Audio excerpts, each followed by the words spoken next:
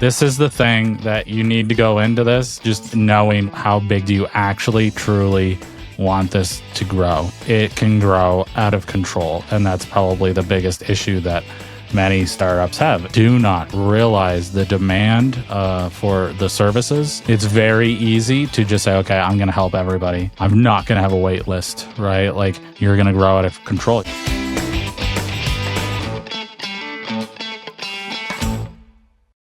Hello, everyone. Welcome to ABA Business Leaders Podcast, brought to you by 3Pi2. I'm April. I'm Steven.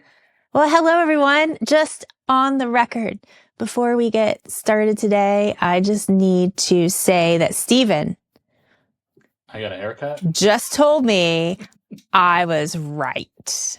We had a little situation where we were looking for something before we pressed record. Oh, you're muted. Oh, see? Oh, that's I'm really muted. sad. Oh, shucks. Oh, man, but he did. He did. He told me I was right. Those words came out of his mouth. You say it again? No. You say it again for me? You're right. Oh, I love it. See, so this is like life. This brings the joy. All right. How is everyone today? Hopefully you're doing well and you're able to do something a little enjoyable while you're listening to this podcast. Maybe you're getting to put your feet up. Maybe you're driving. Maybe you're sitting in traffic, and hopefully we can help make that a little bit more enjoyable, or at least give you some time where you can learn a few things, perhaps. I don't know. Yep. So welcome to our Back to Basics series. We're really liking this series. It might just turn into like the norm for a while. I don't know, maybe the whole season, but this, it really helps us to connect with everyone in your walk of life, where you are in the journey of your business. Because in this series, this is where we go back to the foundations of running an ABA business, whether you're dreaming about starting a company, already running one, or preparing for what's next. We'll meet you where you are. And the earlier that you start working on these foundations, the better your chances of success, the fewer problems you'll face, and the smoother your growth will be. Just like in clinical practice, early intervention makes all the difference.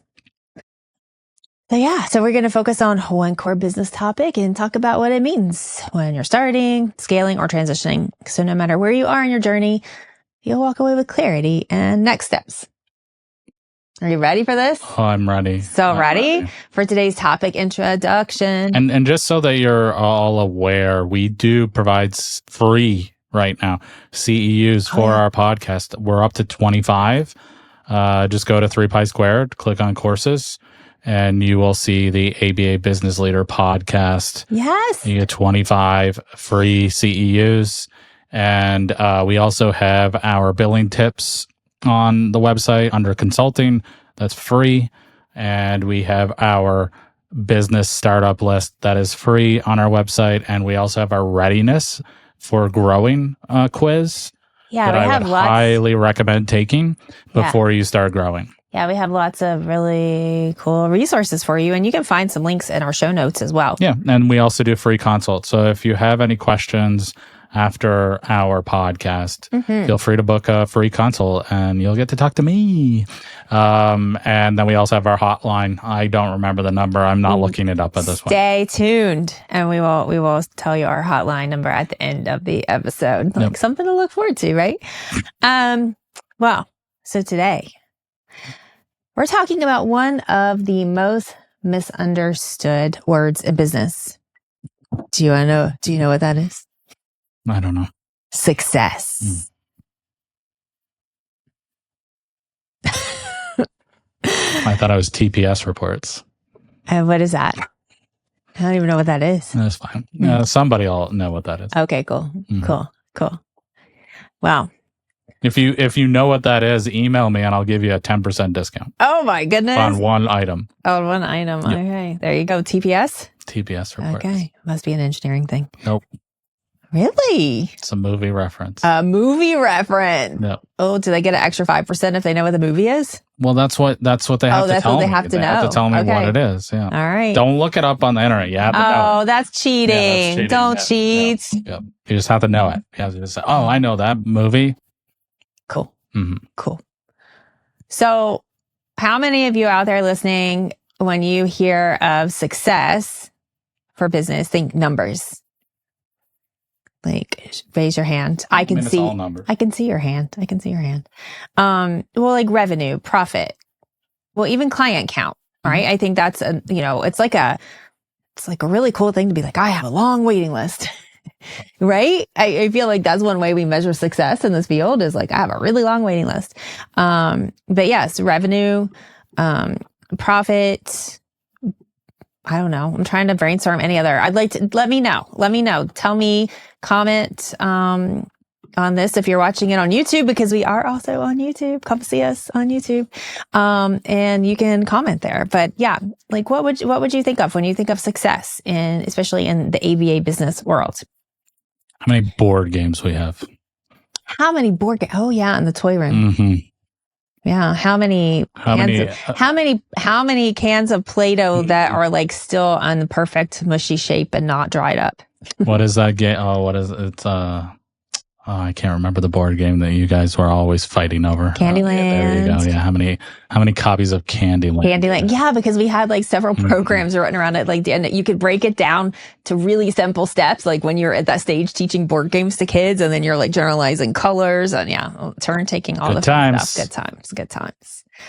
So I think we can all agree that, like, as we really sit and like think about what success means, we can agree that, especially in an ABA business, it runs deeper than just the numbers. I don't know. Let me know if you disagree. But I think it's more complicated than that, right? It's about the outcomes, the culture, the longevity. 3 pillars that can definitely sustain your company throughout all stages of your growth. Like longevity, I even like think of longevity, and I think of longevity in multiple different ways. But the first thing that pops out to me is like employees, how long you can keep employees on staff, like reducing the turnover. I think that's definitely one way that we can look at success. But it's for sure multifaceted. Is that the right word? Has multiple. It's not just one thing, right? You can't just look at one thing and determine success. I think it's like multiple things or different pillars within your company. So let's get back to basics. I'm in such a goofy mood this afternoon. It's like a nasty, rainy, gross day outside. And I'm just kind of feeling that. So I think I'm like overcompensating. But anyways, getting back to basics on how to define success in a way that aligns with your mission, motivates your team, and keeps your company healthy for the long run. So yes, we will be talking some values. But seriously, being able to, I think one way, excuse me, Mr. Microphone. I think one way that we can like measure, think about success is looking at the values that you put in place, like that you came up with as your baby business was started. Or if you did. And then looking at it years into business and being like, okay, this, or even not even just the values, but the mission, the intention behind the why why you started this thing, right? And then like checking back in with yourself at regular intervals and being like, am I still fulfilling that? Am I still on that path? Is it happening? Right. I think would be probably a pretty good indicator of success, at least like personal success within the business of, hey, this thing's moving in the direction that I wanted it to, and that I hoped and dreamed that it would for, when I had those sleepless nights wondering if I should even start this business. Because those are some sleepless nights for sure. Why are you laughing at me? I don't remember any sleepless nights before we started it. I definitely remember panic attacks during. Yeah, because we didn't really think, we didn't put that much thought into it before we started. I don't it was remember like anything. We were on that. Let's just we were on that walk, and we're like, I was at a really lucky job, and you're like, let's just build our own. And I'm like, well, I've always wanted to build my. Okay, well, let's do it. And then we did it. Pre-insurance mandates and all of that, right? Yeah. So yeah, I don't know that there were sleepless nights, but I would think that in today's age, though, people who are trying to decide, people that we've had the privilege of chatting with, have talked about how they've really been going back and forth on, do they want to start? Do they not want to start? Do they want to start? Is this a thing? Can they do this? Right. So I think some people have had some sleepless nights over this. People who are actually thinking about it, and you know. So when you are starting out, it's I think it's easy to have that Pollyanna, that like overly positive outlook on all the great things that you're going to do. And I would think, I don't know, a lot of things that we think that how we're going to measure our success is probably a lot different during those dreaming and starting stages than what they really think of. Because honestly, a lot of ABA business leaders do this for like freedom and decision making, because they really want to do a good job making a good company, and they have yet to work for a great company, and they see all the things bad about all these other companies, and they want to change it, make it different. So they want to be able to have some freedom and in how they create their own company. But I think a lot of people go into it too thinking, oh, I can make a lot of money. Yeah, I mean, you can.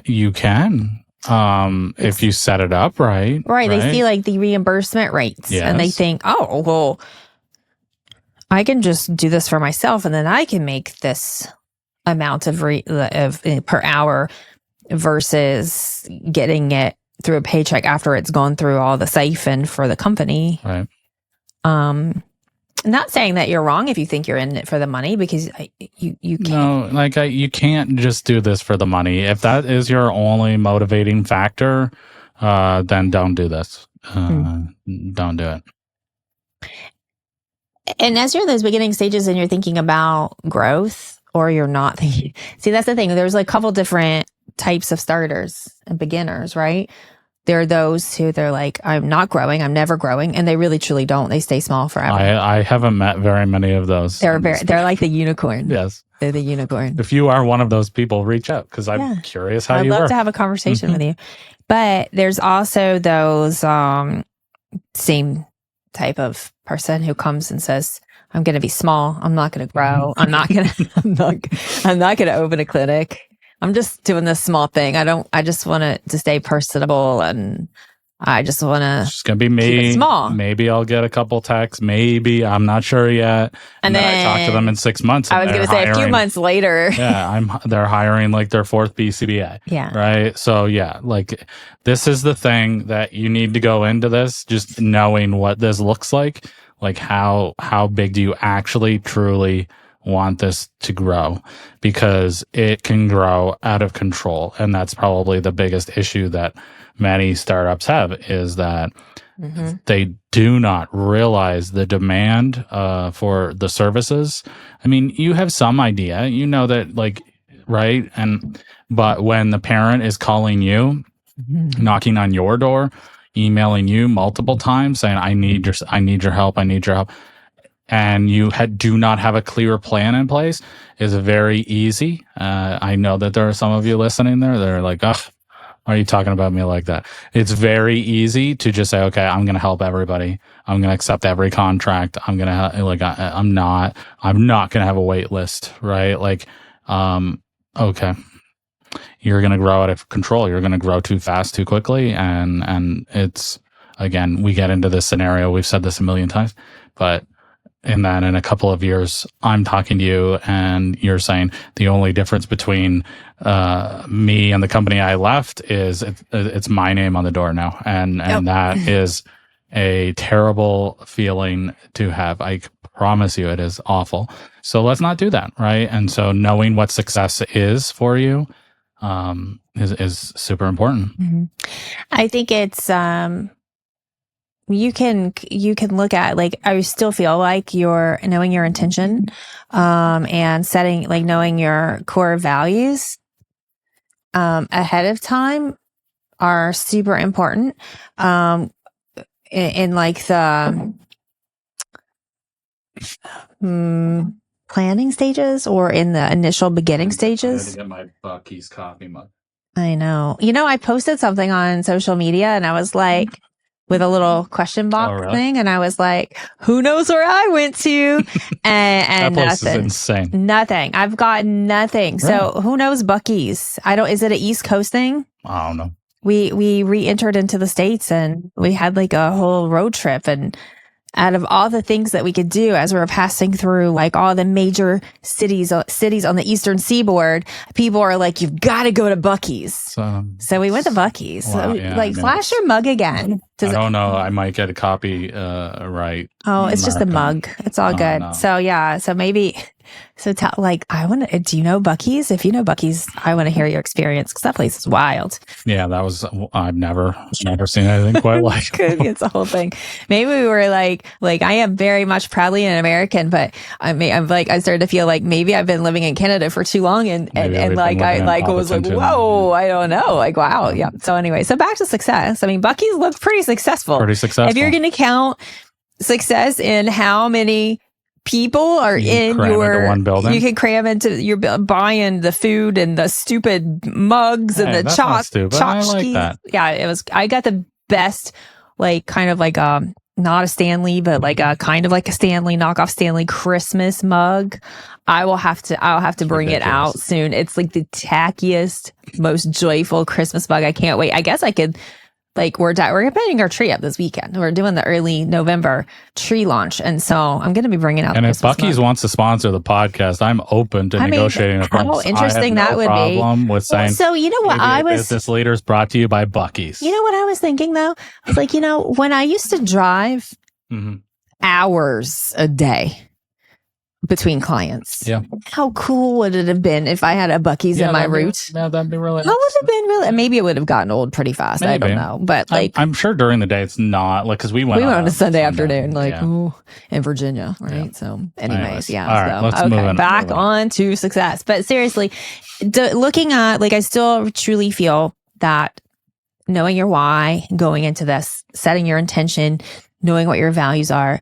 In like the good enough version, like, they don't have to be beautifully written. They don't have to be fancy. They could just be like written out on a napkin for all I care, or type chat, like, notes in your phone. Yes. But just really truly knowing what that gut reasoning, feeling, intention, knowing your why, being able to spell it out in a few words is like the first step. And then, like, okay, so then looking at those and saying, okay, well, how could I, if these, like, saying that, like, success is, like, if you fulfill these things, right? Like, if you fulfill your intention and your why of why you're doing this, maybe you're opening a clinic in a rural area where there's not a lot of options for ABA, right? Yeah. And so your intention is to, like, making ABA more available to people in this community, right? So then you would look at, okay, well, that would be my success if I brought services to this area for kids or individuals who would have otherwise not had in-person services. Then, like, how would you measure that, right? And kind of looking at that as like your measure of success. Your business needs to be sustainable and viable and all of those pieces to run.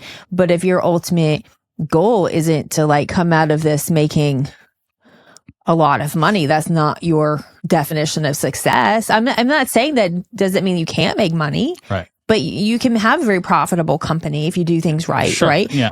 But it doesn't necessarily mean that has to be your measurement of success. Your measurement of success may be something different. So, some questions that you could ask yourself if you're in these beginning stages is, what does success look like for me? And what does it look like for the individuals that I provide services for? Right. Right. And if that is a difficult question to answer, then maybe you do the opposite, right? Yes. What do I not want? Yeah. What do I not want? What do I think is unsuccessful, right? Like what is like a fail? And how does that hit? So that you know that. And I find that can be very helpful for guardrails. Yes. Right. That really helps me in my neurospicy brain too, because sometimes I get too stuck into like, what do I want? Well, I don't know. What do I want? That's true. But what do I not want? You know, it's like, often in our household when we're thinking about, okay, we're going to get takeout or we're going to go out to eat, right? Steven's like, what do you want? And I'm like, well, I know I don't want, I'm not in the mood for fast food. I'm not in the mood for Italian. I'm not in the mood for Chinese, right? Like I'm not even entertaining this. I have to go through all the things I don't want to get to the thing I want. But if you're sitting here and you're like, oh, when I started my company, I never even really sat and thought about my values or my why, or I just wanted to do it and felt like a good idea. Well, there's something beneath that. There really is. There's something beneath that.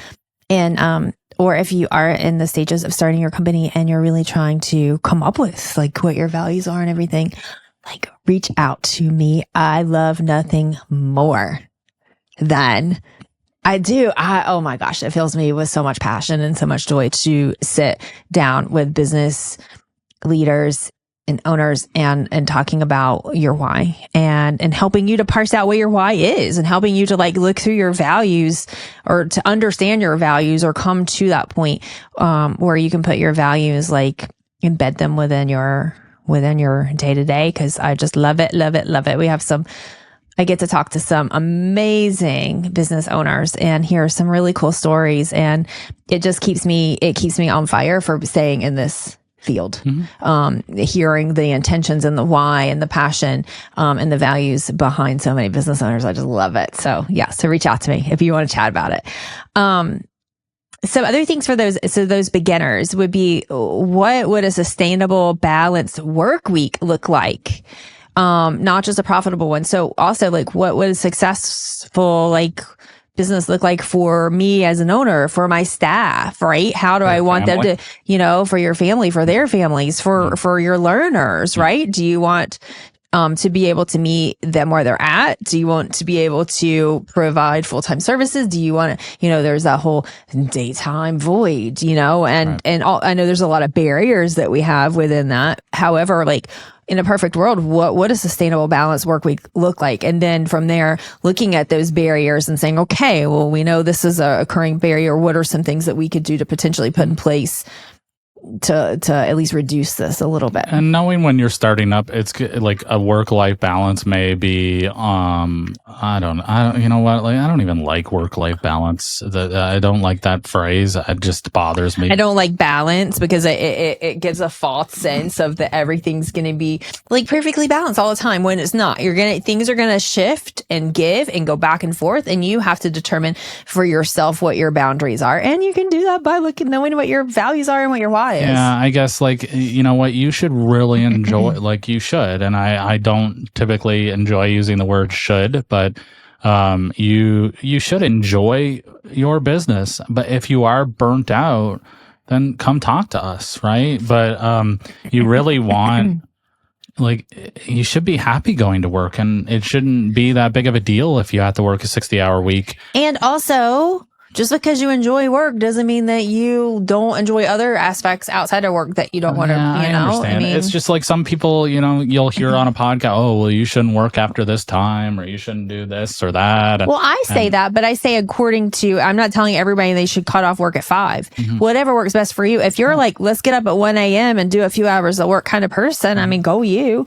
Or if you're like, get up early in the morning, like, you have to just figure out what your own boundaries are and what that looks like for success with you. And it's going to change as you go through different seasons of life. Yes. If you have young children at home, if you don't, if you're an empty nester, if you don't have children, if you don't have a spouse, if you don't have pets, like your life is good. I don't know. I'm just saying that, yes, we are not here to tell you how to live your life and what work-life balance would mean to you. What we are just asking challenging you to think about is, what does sustainable look like to you? And yes, I said balanced work week, but like more sustainable, right? Some weeks you might have 60 hours a week. Some weeks you might have 20. We all know that in those beginning first couple of years, you are going to most likely be putting in a lot more hours. But also, are you, if like you say, you decide to go with accreditation, or you decide to take on a new payer, or you decide to open another clinic. I mean, there's going to be phases in life. It's not even like, I don't even want to like portray this like fairy tale land of you're going to work really hard in the beginning and then everything's just going to coast, because it's not. It like, life is like a roller coaster, and running a business is like a roller coaster. You're going to have ups and downs and excitements and lows. People that last in this business as business owners, like they fill their time, right? Okay, we got it in a good place. Now I'm going to go do something else, right? Like, and so that's what a lot, I don't know. I don't like saying that it has to be a balance. Like, you may just enjoy working, and if you enjoy working, then that's sustainable for you. Correct. But when you get to a point where you're like, I've hit this wall, or I am dreading work because I haven't had enough chance to spend with my loved ones, or 100%. you know, I haven't been able to enjoy my hobby or my sports or moving my body or whatever it is that I want to do, then that's when it's like sustainable. And so like, I guess what I, you know, like what we're chatting about too is like, okay, well, success, like, to be successful, like, to looking at how you're going to measure success. Perhaps some of that is like being like having things running like where they can be sustainable, at least for more times than not. Right. All I'm saying, I'm just going to add this. Like, if you look at like professional sports players, right? They're very successful, and they sacrifice a lot to get there.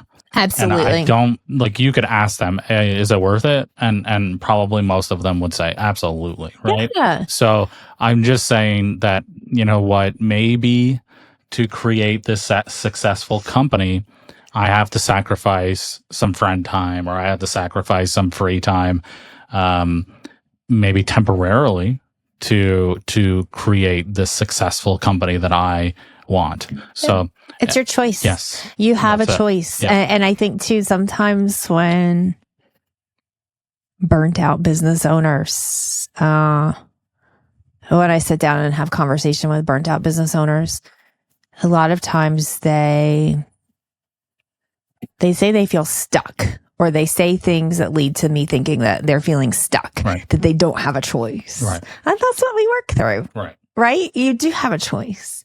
Not saying it's easy.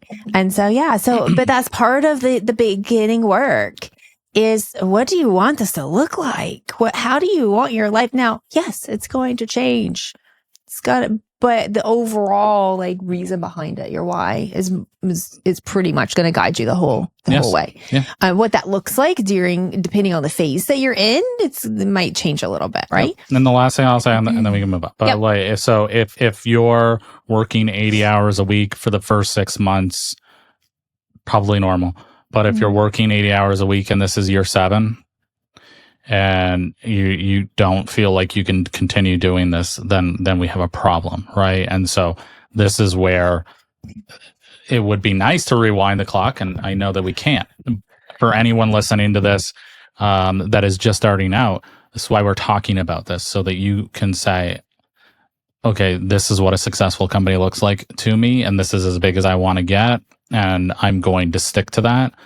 And then if that changes, we need a new business plan. We need to talk to our mentors. We need to talk to our accountants, not talk to our attorneys, to see what kind of benchmarks, baselines we need to have in place to scale appropriately, so that we're not just, oh, well, I have 15 people on my wait list, so I better hire somebody, without planning this out, because that is what happens. That's what's going to lead to working 80 hours in year 7, right? That's absolutely. Yes. A lot of it can be about poor planning and not planning. It's not even poor planning. Or not delegating and all those things. But, and to wrap this up, if you're working 80 hours a week and you're loving life and you're enjoying it, good for you. I'm happy for you. But if you're working 80 hours a week because you feel like you have no choice, because you have no choice. Yes, and at the same time, you're going, oh, I wish I could spend more time with my family. I wish I could go on a hike more often. Mm-hmm. I wish I could take that vacation. Okay, well then listen to yourself. Be like, get curious. What's going on here? All right. So those of you who are, just not moving on quite yet. Another question to ask yourself, not just in the beginning stages, but really throughout. How do I want clients, families, and staff to describe their experience with my company? And I think this is very, very important in the beginning, but these questions are also important to check back with throughout the years, right? So a little journal tip for you, if you'd like to journal, is write a 1-sentence success statement. Something like, our company succeeds when clients make measurable progress, staff feel supported, and our systems sustain both. And use this as your filter for decision making. If something doesn't move you closer to that statement, it's probably not worth doing. And I go through exercises of how to use your values to help you as a decision maker tool too, which is very similar to something like this. But even just journaling, what would success look like for me? And again, knowing what success doesn't look like too. Yeah. So you have the guardrails. You know what you're going to, and you know what you don't want to go towards. It can be super helpful. I want pizza, but I don't want McDonald's. They used to have pizza at McDonald's. Did they really? At least in Canada. No. Yeah, never in my life did they ever have pizza. Yeah, it was good. It was pretty good. Did they have pizza in the States, guys? I don't think so. No, they don't anymore. But even when I was growing up, I never remember that. Yeah, I remember that. No. Mm-hmm. All right. So you growers out there, you guys scaling all those years to decades of years in between starting and ending. As your business grows, success metrics become more complex. There's more reports, more data, more noise, lots of noise. But more information doesn't always mean more clarity. And when we talk about KPIs, when we talk about it, but also one of the things that Stephen really stresses a lot is you can be collecting all the numbers and they really not tell you anything, or you misinterpret those numbers or shift those numbers to mean something that they're not. Just like data in general, right? You take data and then you can manipulate those numbers to show what you want them to show. You're the intention behind why you started this gets lost, and everybody is just focused on numbers. This is an engineering mistake 101, right? This happens so often. When I was back when I had a real job, and that we would just get lost in numbers. It was so easy. It's almost like second nature because it's so easy to just fall on the numbers and say, I'm confident in this number, but then realizing something's shifted and it's no longer telling you the reason why you started collecting it in the first place. And so especially if you're using KPI as a bonus or an incentive for leaders or, even, your day-to-day staff, this is, you have to be very careful that it's still measuring what it was intended to measure, not, hey, the numbers look great. This is awesome. And then you find out you're getting terrible satisfaction surveys. How is that happening? We have good numbers, right? So it's just really important to know what the intention behind the numbers is. And so are the numbers still holding true to the intention? Yeah. Are we measuring things that actually matter to outcomes? Yeah. And that can sometimes well-being? Change. It sometimes can change. Yeah. Even looking at do your key performance indicators reflect your values or just revenue? I'm not saying that they should don't hear me wrong. Revenue is important, right? But if everything's so focused just on that and you're losing track of the other things, that's when things can potentially go awry. So yes, I agree. And the revenue is while it can be helpful, it's not like, you do need to know how much you need to bring in. You do need to know how much to pay your staff. You do need to know like what expenses, like you need to have a basic understanding of where the money's going and coming in your business. And you do need to make sure that you do have enough money to pay your staff and to pay for training beyond billables and to keep things healthy and moving, and for you to have a salary yourself. Right. But it's not a standalone. No, I mean, you could be making 5 million in revenue and still be losing money. Right. Yeah. So, and be not profitable at all.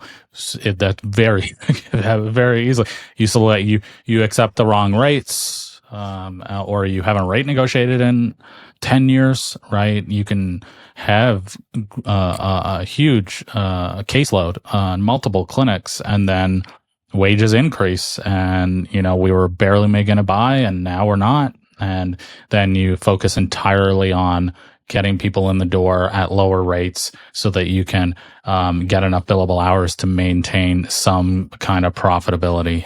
Again, that's going back to, I have 25 people on my wait list. Of course, I have to hire people, right? And you don't have that plan in place. You don't look at, okay, as you scale, overhead gets more expensive. You may need to have some admin people that you wouldn't normally need because of the amount of services that you're providing. Now we need an intake person. Now we need a biller. Now we have to get more expensive systems because the free ones only go up to 10 employees. And now, so like all of these things, higher health insurance costs, we have to get higher professional liability insurance. And now these numbers are no longer working the way that they were when you were the only BCBA. Because it was just you, and you don't have to worry about that as much. And again, going without a plan. It's not poor planning. Most of the time, it's not poor planning that I see. It's I didn't plan. So working with your mentor, I highly recommend that you have somebody that you can talk to that has done this, not says they know how to do this, but has actually been through it.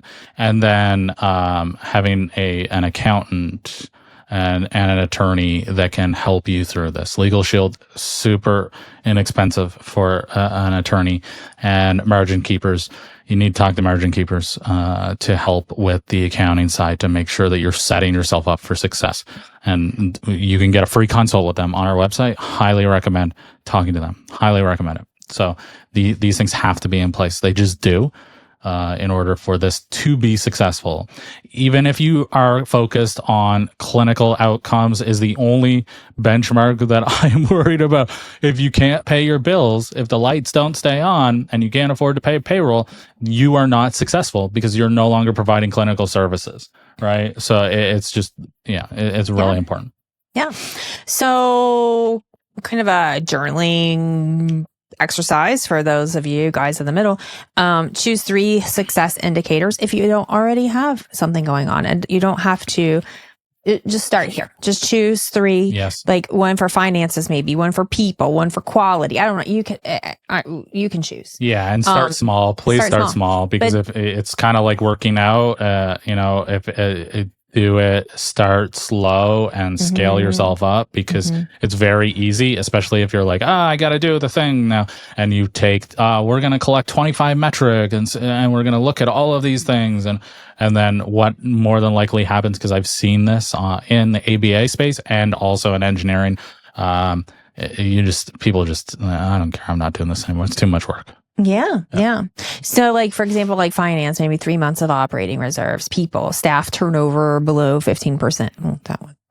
That's quite amazing. Quality, like 90%, client goal completion rate. I don't know. I'm just throwing some random ideas out. What matches for you? What's important for you? Start with 1. Honestly, start with 1 and then be like, okay, I want to get 3. These are the 3 categories that are really important to me. Start with 1. Make a plan to when you're going to do the next couple, right? All right. So those of you transitioning, you're like, all right, peace out. I'm ready to be done. Whether that looks like selling or just really completely stepping back from the operations of it at all. When you're preparing for that step back, your definition of success evolves potentially. It's less about growth and more about legacy. What are you leaving behind? What are you passing on to someone else? Leaving a company that can essentially thrive without you. I for all of you that are diagnosed with Mighty Mouse syndrome, maybe this isn't your ideal place to be, but this place should be able to run without you. It really needs to. And this is like, this would be for growers, right? When you're in those baby stages starting out, like this is yours. It's going to be yours. And typically it's who else is going to run it? I'm the only BCBA, right? Is normally what this looks like.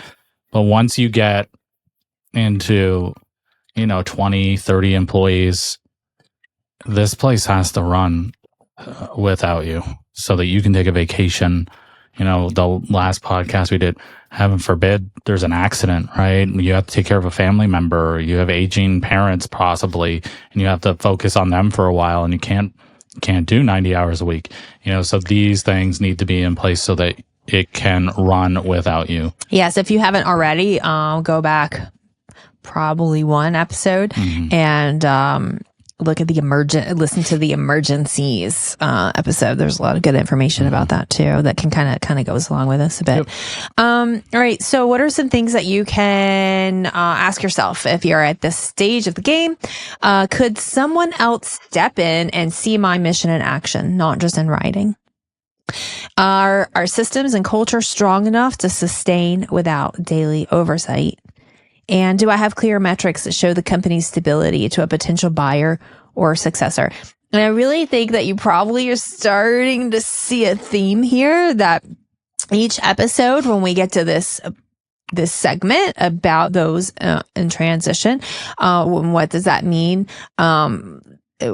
We're saying like someone were to walk in, would they see it, right? Yeah. Would they feel it? Would they be able to read it? Would you have all of the policies and procedures and the mission and everything in writing so that it's easily to follow and everyone knows what's expected of them? Mm-hmm. So I don't think this is any different, and it's so cool too, because like as we're looking at across the lifespan of an ABA company, and how I can just sit here and like in my mind, all of these different pictures of individuals, and I can hear stories in my head of all of the people that we've talked to along every step of the way, different paths, different places within their journeys. And, I don't know how they all kind of merge together and how it makes so much sense, and how there are those who are like, man, I really wish I would have known this before and not when I'm ready to sell. Yeah. And then those of you guys who are like, I'm so glad that I knew this in the beginning so that now it's in place and it's ready to go for sale. I don't know. It's just, it's kind of neat. I don't know. Put yourself in your shoes like 10 years from now or 20 years from now and like sit down and like, say, okay, let's pretend. And so for some of you, it might really be today. Yeah. Let's pretend that I'm ready to sell this company. What would that look like? What would that mean? How would things look to an outsider coming in? Yeah, I mean, you can sell. I'm not going to say you can't sell. You don't have to. It doesn't. You don't have to sell. You don't have to have a perfect company to sell. No, you don't. But if you're getting to this part of the podcast and you've listened to many of these new kind of, I don't know, whatever we're calling these things, back to basics series. And you're like, man, I don't have that yet. And you are still saying, I need to sell this company. That's okay too. It is okay. But you're probably not going to get the value that you have put into this company. So I would urge anybody that, if you don't have, and again, it's not about perfect, but having these systems in place before selling, it's just like, it's kind of like selling a house. So yeah, we fixed that step and we, fixed the leak in the roof and we painted the walls, and, you can see that this is a really nice house, and you're going to get a little bit more value for it because of that, right? Where you wouldn't necessarily if you wouldn't get the same amount of traffic and the same amount of people looking at it if it was all, broken windows and stuff, right? Mm-hmm. So, and there's obvious leaks in the house. And this is no different, right? When potential buyers come to you, they're going to, they're going to kick the tires. They want to see what this looks like. And again, a lot of buyers, especially if you don't have these things in place, are going to expect you to remain as the director for a certain amount of time. And if you're like, yeah, no, I'm not doing that, then that changes the value of what you're offering them. Just something to think about, just something to consider. Defining success is not a one-time exercise. It's a living process that grows with your company. When you define success through outcomes, culture, and longevity, you create a business that's not only profitable, but purposeful. So, yeah, we could say that being successful isn't just about being bigger or getting better, or not just about getting bigger, but it's more about getting better and staying aligned and leaving something that lasts. Define better. Yeah, I'm just, I'm wrapping it up in a pretty little bow. I understand. Yes, absolutely. But better for you. What's your, that it matches, Yeah. Yeah. And can I just say I understand that I have been, like, we're talking about success, not profitability. And I get that was the goal of this podcast. And I also am aware that I spent a lot of time talking about profitability. So you can take what you think from that, right? Like, you know what I mean? It's hard to be it's hard to have your definition of success without the company also being profitable. Well, yeah, absolutely. Yeah. And you're saying profitable, define profitable, right? You have to be able to make enough money to run your business, and to please train your staff, right? If we're just working on the bare minimum of billables in, billables out, then I would question, what does that look like for you in success wise, right? But reach out to us. We'd love to hear more about your story and where you are and how you define success. I would love to follow up with this particular episode and hear from some of you guys of how you define success. I'd love to have enough hotline callers defining their success to be able to do a little follow-up episode. So that's my ask. That's my ask for you today. If you haven't already, or even if you have already, called our podcast hotline, I would love for you to plan some time in your schedule this week to pick up the phone and call us at 1-737-330-1448 and press option 1. The number's in the show notes if you can't find it, if you're not able to write it down right now, maybe you're driving. But yeah, call into the podcast hotline. Let us know how you define success, or ask any questions that you have about success, or any clarification you need, or if you do feel stuck, let us know. We can walk through that. We can, figure it out. So yeah, we'd love to hear from you. And also, if you enjoy our content, we would love for you to like and subscribe on YouTube, and then rate and review on wherever you listen to our audio version of our podcast. It just helps others to be able to access it and for us to continue to put out free content. And also, one more ask. Can I ask one more thing? Share this. Share this episode, or share the podcast in general with someone that you know in the field. Doesn't have to be an owner. It can just be a leader, a business leader within the field. And we would, or even just someone in the field, because maybe if more people listen to this content, they can also understand what to expect from the leadership. If you want to share it with Hanley, I'd be fine with that. And then ask him if he'll come on our podcast. Yeah, he's a guest we've been going. We get a lot of guests that we want on this podcast, so we're excited about that. But wait, there's a couple on our wish list that still haven't come. So hey, if you have any ties with Hanley, we'd love to have Hanley on. All right. Well, on that note, I think we're getting a little too greedy here, a little too asky. Yeah. We thank you so much for your time, and so much. We know that your time is important and it's limited. And so we really appreciate you taking the time to be here with us today. And hey, one more ask, reach out to someone in your community, reach out and collaborate with another ABA provider. Even if you just reach out and say, hi, how you doing? So, all right, guys, have a great week and we'll see you next time. See you.